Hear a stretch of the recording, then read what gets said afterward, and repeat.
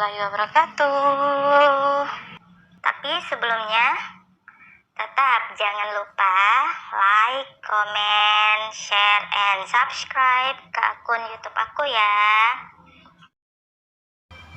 Ternyata yang membuka pintu adalah Rosa. Rosa menghampiri Raka. Rosa melihat bekas air mata di mata dan pipi Raka. "Kak, kamu tidak apa-apa?" Raka masih terdiam. "Kak, aku tahu kamu menyukai Dara, tapi aku yakin kamu juga bisa menyukaiku. Jika kita sering bertemu, pasti cepat atau lambat kita akan saling cinta. Dara juga tidak lebih baik dariku, Kak. Aku bisa menjadi apa yang kamu mau." Rosa terus saja meyakinkan Raka. Raka menatap Rosa dengan tatapan tajamnya, lalu pergi meninggalkan Rosa sendirian. "Raka!" Rosa mengejar Raka. Raka tidak ingin membalas semua ucapan Rosa memuakkan itu. Raka masuk ke rumah dan bergabung dengan anggota keluarganya juga Rosa. Raka ikut makan malam bersama. Raka tidak menunjukkan kesedihan di hadapan semua orang yang ada di meja makan. Selesai makan, keluarga Rosa berpamitan. Terpancar kebahagiaan di raut muka Pak D, tapi tidak di raut wajah Raka. Setelah mereka pulang, Raka segera naik ke atas ke kamar almarhum Abimanyu. Raka merebahkan badannya di kasur lalu memijit pelipisnya sambil memejamkan mata. Dara sudah sampai rumah, ia segera mengemas barang-barangnya. Dara memutuskan ingin tinggal di pesantren saja agar hatinya lebih tenang. Di rumah Dara sering sekali sendirian, rasanya akan menambah kesedihan yang ada. Dara menelpon Rizky, memintanya mengantarkan ke pesantren. Dara mengirim pesan pada Rizky, memberitahu alamat rumahnya. Dara juga mengirim pesan pada Raka agar berhenti menghubunginya lagi karena dirinya akan ganti nomor ponsel. Dara juga meminta agar Raka tidak mencarinya. Yang Dara inginkan saat ini adalah ketenangan hati. Dara hanya mengirim kesan kepada ayah dan ibunya mengenai dirinya yang akan tinggal di pesantren. Dara juga memberikan alamat pesantren tersebut. Saat ini ayahnya pasti sedang sibuk bekerja dan ibunya pasti sedang bersama dengan suami barunya. Buktinya saat Dara mengirim pesan belum ada satu balasan pun dari kedua orang tuanya. Dara sudah mempersiapkan semuanya, terdengar mobil Rizky yang membunyikan klaksonnya. Dara segera turun ke bawah. Rizky mengantarkan Dara ke pesantren. Di dalam mobil Dara tidak mengatakan sepatah kata pun. Rizky pun tampak kebingungan dengan ekspresi Dara yang datar-datar saja. Rizky membiarkan Dara terus diam. Biarlah, nanti akan ada Aisyah yang akan dijadikan teman curhatnya. Saat sampai di pesantren, Dara dan Rizky masuk ke dalam kantor pesantren. Di sana ada Abah yang sedang mengobrol dengan guru lain. Dara mengutarakan niatnya untuk belajar di pesantren sambil kuliah. Abah sangat senang mendengar niat baik Dara. Abah menyuruh salah satu santri untuk memanggilkan Aisyah yang sedang mengajarkan mengaji pada santri-santri. Tak lama kemudian Aisyah datang. Dara begitu senang. Setelah mengetahui niat baik Dara, Aisyah segera membawanya ke kamarnya. Rizky mengikutinya dari belakang. Sesampainya di kamar Aisyah, Dara langsung membuka kopernya dan merapikan baju-bajunya di lemari milik Aisyah yang sebagian masih kosong. "Ais, Aa titip Dara ya. Dia sedang tidak baik-baik saja. Suatu saat akan Aa ceritakan tentang Dara. Insya Allah membantu Dara menjadi wanita soleha akan menjadi ladang pahala untuk Ais." Aisyah mengangguk. "Insya Allah, A. Rah, abang pulang dulu ya." Dara menghampiri Rizky. "Makasih banyak ya bang." Rizky mengangguk lalu melambaikan tangannya dan mengucapkan salam. Dara dan Aisyah menjawab salam Rizky serentak. Di kamar Raka begitu frustasi mendapat pesan dari Dara yang benar-benar akan memutus komunikasi dengannya. Raka meremas rambutnya dengan gemas. Rasanya kehidupan ini sangatlah rumit baginya.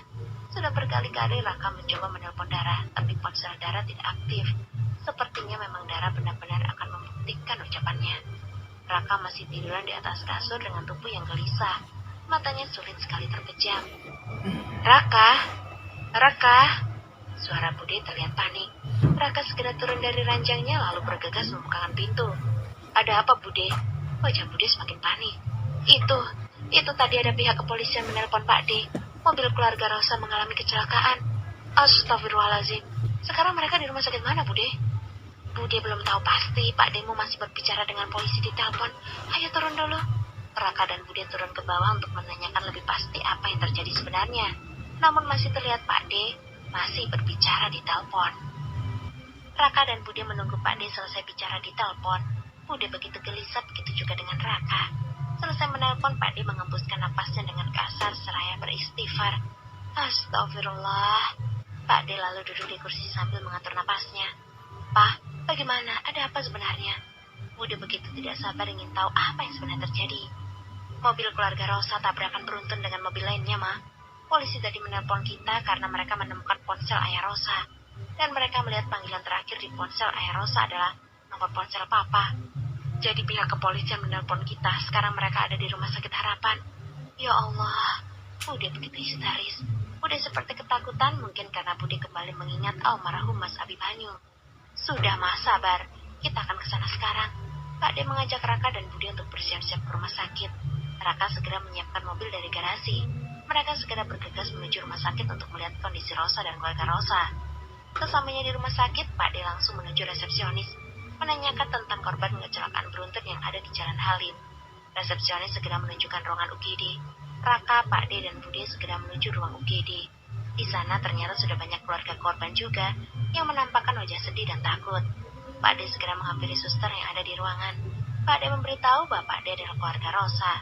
Suster menunjukkan satu persatu korbannya. Raka melihat sosok Rosa yang masih tidak sadarkan diri, namun terlihat tidak ada yang terluka. Ada 2 pasien yang ada di ruang operasi, kemungkinan itu ayah dan ibu tiri Rosa. Karena Raka tidak melihat ayah dan ibu tiri Rosa di ruang UGD. Raka, Pak De, dan Bude mendekati Rosa. Rosa masih belum sadarkan diri. Suster bilang akan segera memindahkan Rosa ke ruang rawat inap. Raka duduk di sebelah ranjang tempat Rosa berbaring. Raka memijat pelipisnya, ia merasa masalahnya semakin rumit. Darah yang meninggalkannya, kini Rosa yang terbaring lemah. Semalaman Raka, Pak De, dan Bude menemani Rosa. Rosa sudah dipindahkan ke ruang rawat inap kelas VIP.